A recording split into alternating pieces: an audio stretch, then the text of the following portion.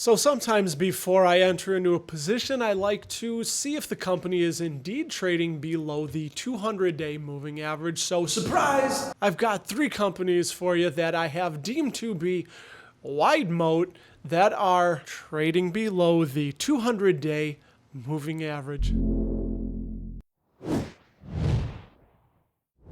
Hey, what's up? I'm Russ, and this is Dapper Dividends, where we are, of course, always working to make work optional, and today we were sweating in a sauna to make work optional, doing it for you, doing it for me, sharing the journey with everybody and all y'all who want to watch. Do you know a lot of times when people that are newer investors buy companies, they buy the ticker? And I just wanted to say something that always know you're buying the company. You're buying a piece of that business. You're not just buying a ticker.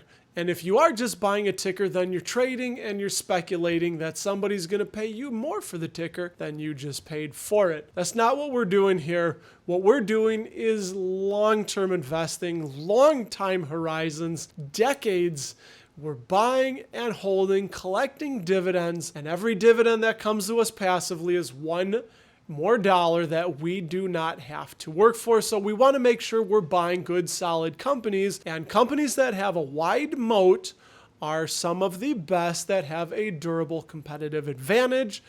And first up is ticker CNI. Canadian National Railway is in the industrial sector. It's a railroad moat. Canadian National's 19,600 miles of railway spans Canada from coast to coast and extends through Chicago to the Gulf of Mexico. In 1980, more than 40 Class 1 rails operated across North America, and today there are only 7, and CNI is the second largest railroad company in the world by market cap. While barges, ocean liners, aircraft, and trucks also haul freight, railroads are by far the low-cost option where no waterway connects the origin and destination. Railroads enjoy roughly quadruple the fuel efficiency of trucking, and rails can also carry significantly more freight at once. In 2020, CNI had about $44.8 billion in assets, which sets a pretty high barrier to new competition. The North American railroads remind me of the 5 families from The Godfather. Well, there's more than 5 railroads, but you get the picture that when one of them dies off,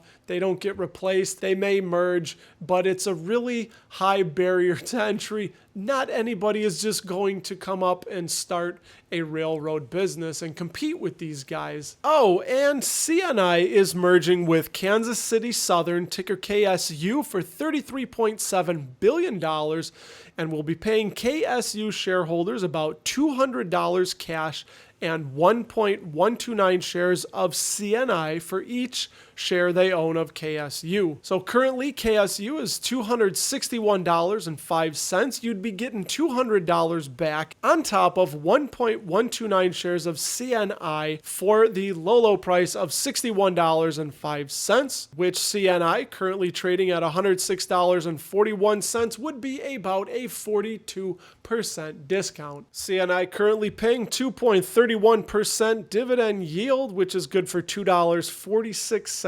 annually, 52% payout ratio, growing that 5-year dividend rate at 12.56%, which is good for 51 cents every quarter currently. And CNI is currently hanging out at about 2% below the 200-day simple moving average. The number 2 stock for you is the owner, the recent owner of one of our favorite hot sauces, Cholula. We love Cholula around these parts, yeah. So it is none other than McCormick, ticker MKC, which is in the consumer defensive sector with a packaged foods moat. MKC controls around 1/5 of the $11 billion global spice and seasoning market with a 20% share, or about 4 times the size of the next closest competitor. 40% of their sales are international to about 150 countries and territories. McCormick is also the largest producer of private label spices and seasonings in North America. They have 9 of the top 10 food and beverage companies as customers, as well as 9 of the top 10 food service and restaurant chains in addition to catering to packaged food firms and restaurant operators with their flavor solutions segment. Currently has a dividend yield of only 1.59%, paying out $1.36 annually, but the payout ratio is only 44.86%. The 5-year growth rate is only 9.5%. Now, they did cut the dividend from 62 cents to 34 cents in December of 2020, so that's something to keep in mind. And they are currently percolating at 5.4% below the 200-day simple moving average. Oh my God, number one!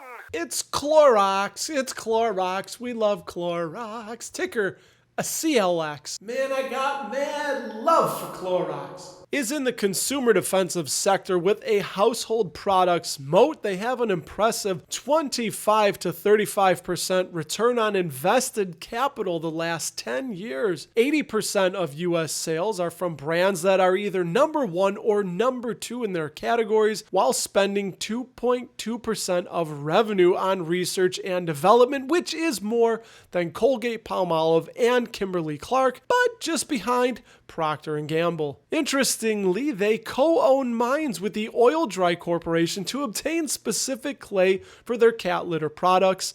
They continue to innovate with lower cost to manufacture products such as compacted bleach, lightweight charcoal, and lower resin trash bags. Clorox is a fantastic trusted brand to hold for the long run. Buying Clorox, holding Clorox for the decades ahead is what we're doing round here. And they currently pay a 2.54% yield, good for $4.64 annually.